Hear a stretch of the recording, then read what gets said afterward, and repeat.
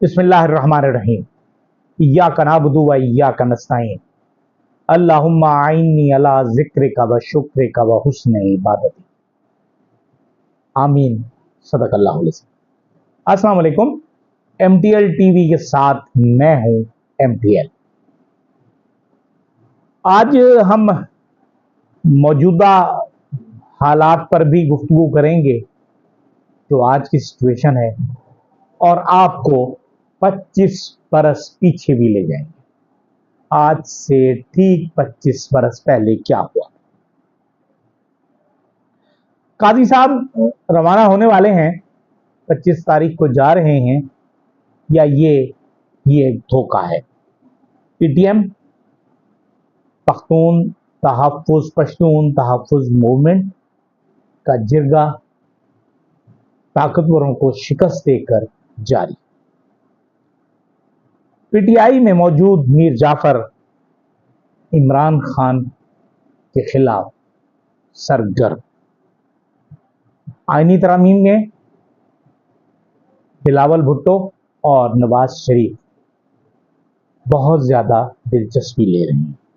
और सबसे अहम 12 अक्टूबर। आज 12 अक्टूबर है, और आज से ठीक 25 बरस पहले यही वक्त था जब पूरे मुल्क में रेडियो और टेलीविज़न पर कब्जा हो चुका था। मौसीकी चल रही थी, कोई प्रोग्राम नशर नहीं हो रहा था। कराची एयरपोर्ट पर हालात ख़राब थे, कवरेज हो रही थी, और एक श्रीलंका से आने वाला जहाज़ कभी लैंड करने की पोजीशन में आता और कभी लैंड न करता था। इस कश्मकश में कि कभी फैसला होता कि इसे नवाबशाह ले जाया जाए, कभी फैसला होता कि इसे पाकिस्तान से बाहर भेज दिया जाए दोबारा। लेकिन जहाज में मौजूद एक बहुत अहम पैसेंजर, जो उस वक्त के army chief general Pervez Musharraf थे, वो पूरी तरह मामले को संभालने और काबू करने में लगे हुए। जबकि एयरपोर्ट कंट्रोल टावर पर मौजूद उनके बहुत ही बाएतमाद कोर कमांडर 5 कोर जनरल उस्मानी मौजूद थे, और जो हालात उस दिन उस वक्त के वजीर आजम नवाज शरीफ ने पैदा किए थे, जिसमें उन्होंने आर्मी चीफ को बरतरफ करके अपने ही बहुत ख़ास आदमी जनरल ज़ियाउद्दीन भट्ट को आर्मी चीफ लगा दिया था, जिसके बाद फौज ने रिएक्ट किया और ये हालात हुए। बहरहाल, जब आर्मी चीफ ने कॉकपिट में जाके, उस वक्त जनरल परवेज मुशर्रफ ने जाकर नीचे एयर कंट्रोल टावर से बात की और कोड वर्ड्स के ज़रिए अपने, जो उस वक्त उनके कोड वर्ड्स थे कि उनके कुत्तों के नाम क्या हैं, और बताए, नीचे से जवाब दुरुस्त मिला, तो उन्होंने जहाज़ को लैंड करने का हुक्म दिया। एयरपोर्ट बंद था, परवाज़ें मुनक़ता हो चुकी थीं, और सिर्फ एक जहाज़ वहाँ घूम रहा था, जिसके बारे में प्लान किया गया था कि पहले इस जहाज़ को अल्टरनेट नवाबशाह एयरपोर्ट पर ले जाया जाएगा, और वहाँ पर पुलिस के ज़रिए आर्मी चीफ को, जनरल परवेज मुशर्रफ को, जो उस वक्त के हिसाब से साबिक आर्मी चीफ हो चुके थे,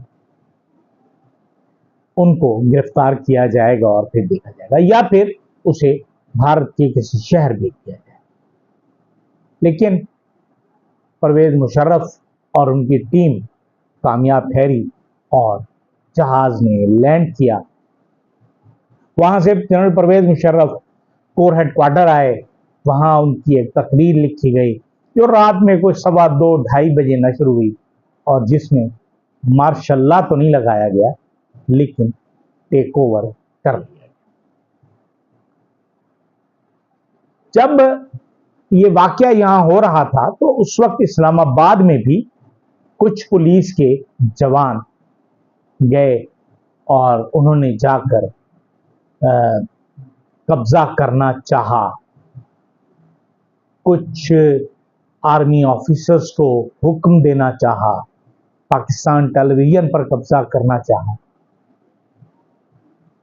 तो और एक वक्त ऐसा भी आया कि जब जनरल भट्ट के जो स्टाफ था जनरल भट्ट का, वो जो 111 ब्रिगेड के ऑफिसर्स थे, वो एक दूसरे के सामने आए और इस तरह एक गोली चलते चलते रह गई जो हमारे दोनों तरफ से फौजियों के दरमियान। बहरहाल जनरल भट्ट को, ज़ियाउद्दीन भट्ट को गिरफ्तार कर लिया गया और वो आर्मी चीफ बनने से पहले ही पाबंद सलासल। लेकिन इसके पीछे अगर हम जाएं तो एक बहुत बड़ी प्लानिंग नजर आती है कि आर्मी चीफ को हटाने के लिए जब कारगिल वार हुई और परवेज मुशर्रफ और मियां नवाज शरीफ के दरमियान एक टेंशन की फजा थी और जनरल परवेज मुशर्रफ को हटाने का शायद कोई प्लान भी कर दिया गया था, उसके लिए कुछ ऑल्टरनेट प्लान किए जा रहे थे। इसमें उस दौरान में दो वाकयात बहुत अहम थे। एक वाकया हुआ जब कोयटा के कोर कमांडर ने अपने आर्मी चीफ को बताए बगैर मुलाकात की उस वक्त के वजीर आजम जनाब मोहम्मद नवाज शरीफ से। उसमें क्या गुफ्तगू हुई, क्या नहीं हुआ, लेकिन बाद में हम ये समझते हैं कि वो एक प्लानिंग का हिस्सा।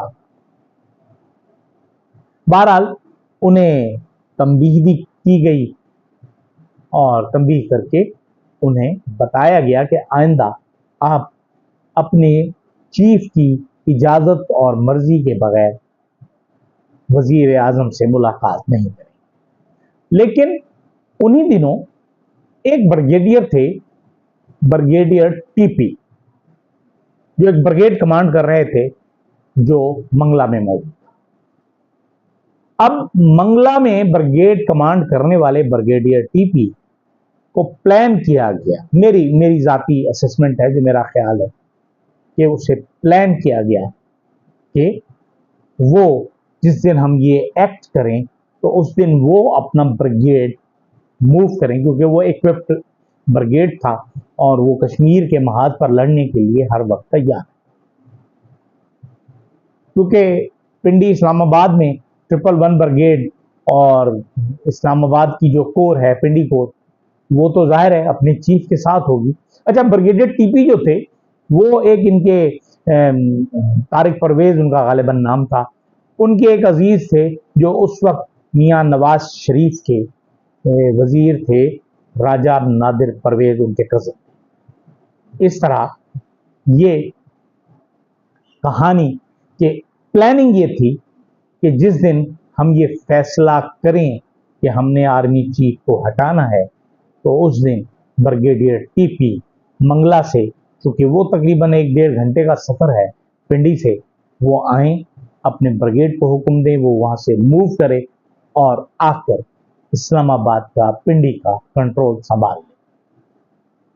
लेकिन जैसे ही वो मुलाकात हुई ब्रिगेडियर टीपी की, तो उस वक्त आर्मी चीफ ने, जो जनरल परवेज मुशर्रफ थे, उन्होंने अगले ही लम्हे ब्रिगेडियर टीपी को रिटायर करने के ऑर्डर्स जारी किए। इस तरह ये एक बहुत बड़ी साजिश थी जो पाकिस्तान की मुसल्लह अफवाज को तकसीम करके उन्हें आपस में लड़वाने के लिए तैयार की गई थी, जिसमें मियां नवाज शरीफ का फायदा होना था और उनके इक़्तिदार को दबाम मिलना था।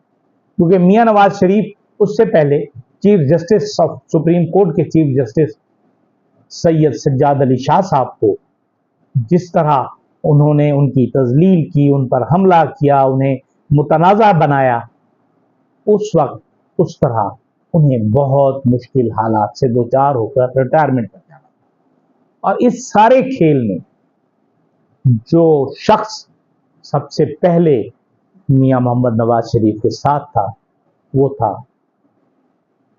हमारे एक साबिक सदर जनाब तारड़ साहब, जिन्होंने एक वकील की हैसियत से ब्रीफ केस लिए और बलूचिस्तान में जाकर सुप्रीम कोर्ट का जो बेंच था, क्वेटा बेंच, वहाँ जाकर उस वक्त के चीफ जस्टिस सज्जाद अली शाह के खिलाफ एक फैसला किया, यानी लोगों में पैसे बांटे, जजेस को तकसीम किया, खरीद। ये इनकी रिवायत है कि जो मुस्लिम लीग नून है वो अपने फायदे के वक्त किसी को नहीं देखती। कहीं कोई दूसरे का नुकसान हो रहा है, इस मुल्क को तबाही की तरफ ले जाया जा सकता है, वो ये नहीं सोचते, ये सिर्फ अपनी कुर्सी देखते हैं। आज हालात थोड़े से मुख्तलिफ हैं, लेकिन वही मुस्लिम लीग है। मियां नवाज शरीफ वजीर आजम नहीं बन सकते, उनके छोटे भाई वजीर आजम, लेकिन अगर हम देखें तो ये बात साफ नजर आती है कि इनका मिजाज नहीं बदला। आज भी ये हमारे सबसे बड़े इदारे को मुतनाज़ा बनाने के लिए पूरी तरह कोशिश। खुदा ना खास्ता मेरे मुंह में खाक, अगर 12 अक्टूबर का मियां नवाज शरीफ का मंसूबा कामयाब हो जाता तो 13 अक्टूबर को कम से कम पाकिस्तान इस दुनिया के नक्शे पर ना हो। आज ये सोचना हमारी जरूरत है कि क्या हम पाकिस्तान को उसी डगर पर ले जाना चाह रहे हैं जहां फौज के खिलाफ हो, फौज अवाम के खिलाफ हो, अवाम फौज के खिलाफ हो। फौज की जो एहतराम और इज्जत पाकिस्तानी कौम के दिलों में है या थी, तो कम हो चुकी है। यकीनन इस बात से इनकार नहीं किया जा सकता। अगर हम इस बात से इनकारी रहेंगे तो हम मसले का हल निकाल नहीं पाएंगे। आज हमें ये सोचना है कि पाकिस्तान की मुसल्लह अफवाज और पाकिस्तान के अवाम के दरमियान जो एक इज्जत और मोहब्बत का रिश्ता था, ताल्लुक था, उसे कैसे बहाल करें। और यही 12 अक्टूबर का पैगाम है। खुदारा सोचें, पाकिस्तान की खातिर, पंजाब की खातिर, सिंध की खातिर, APK की खातिर और बलूचिस्तान की खातिर। कहीं ऐसा ना हो कि अब हमारे सर कटें तो वो सिर्फ और सिर्फ पाकिस्तानियों के सर होंगे, वो किसी भी तरफ से कटें, और इसमें सिर्फ हमारा दुश्मन ही खुश होगा। इजाजत दीजिए, अल्लाह हाफिज।